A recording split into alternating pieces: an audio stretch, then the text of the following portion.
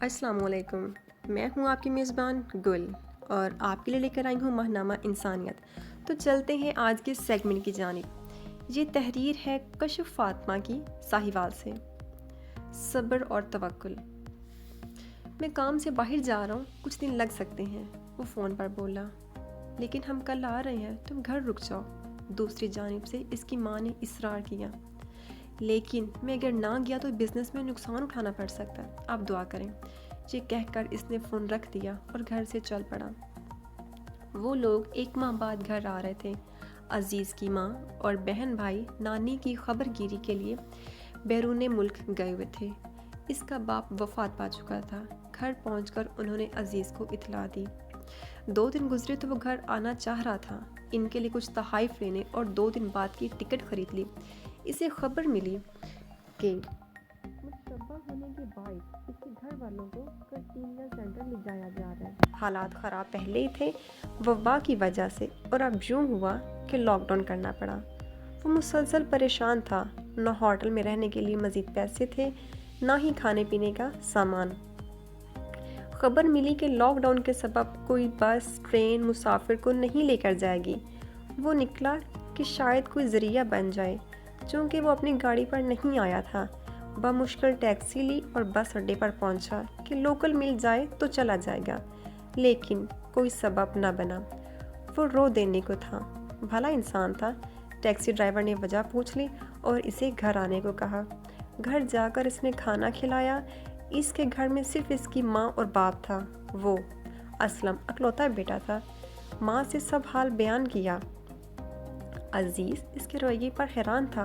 رہا نہ گیا تو پوچھ لیا، آخر انہوں نے اس کی مدد کیوں کی؟ اسلم مسکرایا اور بولا، میں نے وہی کیا جو ہمیں اسلام سکھاتا ہے۔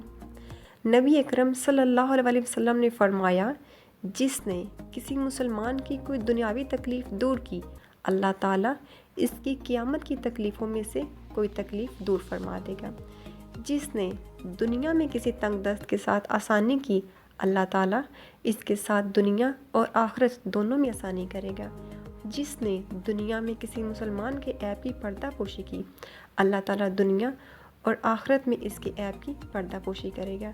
جب تک بندہ اپنے بھائی کی مدد میں لگا رہتا ہے، اللہ تعالیٰ اس کی مدد میں ہوتا ہے۔ جامع ترمذی۔ وہ رو دینے کو تھا، لیکن صبر کا مظاہرہ کیا اور اس نعمت پر خدا کا شکر ادا کیا۔ پریشان حال اپنے گھر رابطہ کرتا رہا۔ اللہ کے کرم سے اپنے گھر کزن عبداللہ سے رابطہ ہو گیا۔ اس نے بتایا کہ سب گھر والے خیریت سے ہیں، لیکن اس کی ماں کو ابھی ڈسچارج نہیں کیا گیا۔ ساتھ ہی تسلی دلائی اور کچھ پیسے بھی بھیج دیے۔ مغرب کا وقت تھا، وہ نماز پڑھ کر فارغ ہوا۔ لب دعا گو تھے، آنکھیں نم تھی، دل غمگین تھا۔ اسلم نے اسے روتے دیکھا تو گلے سے لگایا اور اسے صبر کی تلقین کی۔ وہ جو بھول بیٹھا تھا کہ رب رحیم ہے، اسے رب کی رحمت کا احساس دلایا۔ وہ جو مایوس ہونے والا تھا، اسے احساس دلایا کہ مایوسی ایک اندھیرا ہے اور اسے اس سے نکل کر روشنی میں جانا ہے۔ اسے یاد دلایا کہ مصیبت میں صبر اور نماز سے مدد لو۔ اسے یاد دلایا کہ آزمائش اللہ کی طرف سے ہوتی ہے اور وہ اس کا دینی بھائی اسے تلقین کرتا رہا۔ چند دن ادھر رہنے کے بعد اس نے محسوس کیا کہ وہ اللہ سے جڑ گیا ہے۔ اسلم نے اسے قرآن تھمایا تھا، جسے وہ کب سے چھوڑ بیٹھا تھا۔ اس نے نماز پڑھی اور دعا مانگی، اے میرے رب، ان دونوں پر رحم فرما جیسے انہوں نے مجھے بچپن میں پالا تھا۔ سورہ 17 آیت نمبر 24۔ توکل اس نے سیکھ لیا تھا۔ چند دن گزرے تو خبر ملی، خوشی انتہا پر تھی۔ اس کی ماں صحت یاب ہو کر گھر آ چکی تھی۔ اس نے سجدہ شکر ادا کیا، سلیم کو گلے لگایا۔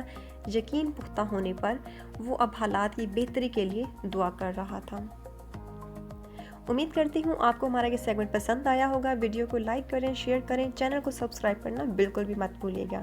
ماہنامہ انسانیت گوگل اپلیکیشن پر ہر ماہ مفت حاصل کریں۔ اپلیکیشن کا لنک ویڈیو کی ڈسکرپشن میں موجود ہے۔ شکریہ۔